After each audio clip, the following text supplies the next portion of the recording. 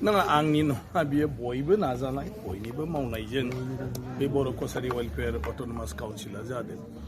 आरो बे एसे माखासे खामानि दाबो थाबथानानै दं जे कनस्टिटिउन्सि दानांगौ आरो माखासे गामि सोनायावबो एसे थाबथानानै दङ बेखिनि जोबनानै इलेक्सन जायोब्लानो आबुं महर मोनगोन आरो अब्लानो गुबुन गुबुन काउन्सिलफोर बायदि माने बिनि पपुलेसनखौ लानानै एरियाखौ लानानै माने फान्डफ्राबो माने मोजाङै फ्ल' जागोन आरो बेफ्राव फान्डफोरखौबो मोननाय जागोन बेवहाय जोंहा गोबां जाहोन दं बेबायदि जालांबाय थानायाबो जोंहा दा बड'लेण्डनि बाहेरायाव थानाय गासैबो गामियानो बर' कसारि वेलफेयार अट'नमास काउन्सिलाव फैनांगौ अदेबानि बड'लेण्डआव गामि सोनायाबो दाबो फाइनाल जोबथायनि थाखाय सनितपुरनि गामिफ्रा थाबथानानै दं माखासेखौ सनितपुरखौ दा हरनो नागिरबाय नाथाय सनितपुराव दाबो फाइनाल डिसिसन होनो हायाखै मानो होननानै बुङोब्ला बड'लेण्डआव हाबनांगौ दाबो फाइनाल जोबाखै आरो बेफोरखौ लानानैबो बर' कसारि वेलफेयार अट'नमास काउन्सिलाव बिदिनो खेलिमेलि जादों मोनसे जाहैबाय राभा हासं अट'नमास काउन्सिलखौ 30 सिडिउलाव सोनायनि मुङाव बेवहाय ट्राइबेलफोरनि जिथु जनगाथ'नि माने सुबुं अनजिमा आरो सुबुं थानाय एलेखा बेफोरो माने एसे 30 सिडिउल माने दानांगौआव मोनसे सोंथि लाबोनो हागौ होननानै 30 सिडिउला जाग्रोथों होननानैबो माखासे बिनि सायाव रायज्लायबाय थानायाव गोलाव जाबोबाय थादों ओंखायनो आं सानो बियो मोनसे पर्यायाव दं जों बयबो नाजालायबाय थायोब्ला थाबैनो आबुं लोगोसे एसआरखौ लानानै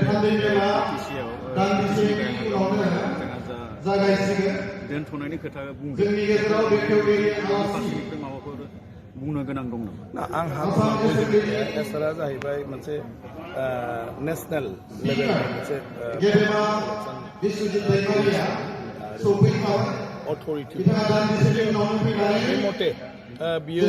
सोलिगासिनो दङ दा हाग्रामा महिलारि बिथाङा जिहेतु बड'लेण्डनि चिफ हिसाबै बे हिसाबै बिथाङा माखासे बुंदों सोरजोंबा रायज्लायनानै हयथ' बुंदों बे बेलायाव बेक्तिगत बुंनांगौ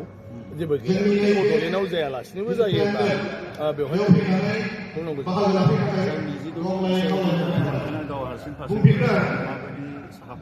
आंनिफ्राय जेबो बेबायदि साखाफारा गैया मानो होनना बुङोब्ला आं बुंथिगिरि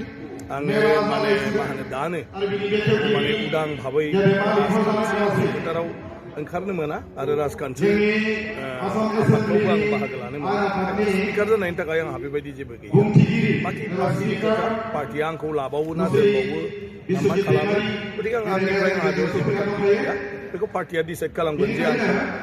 बबावबा होयो ना होला आं गेलेनांगौ ना गेलेनाङा मानो होनना बुङोब्ला 5 बोसोराव आङो खुनु राजनितिनि खामानिखौ मावाखै गतिके दा पार्टिया पार्टिनि दैदेनगिरिया डिसिसन लागोन आरो आं हारसिङै दानो बुंथ'वा जेब्लासिम इलेक्सननि नटिफिकेसन ओंखारा अब्लासिम आं सायख'थिनि मुङाव अपेनलि ओंखारनो हाया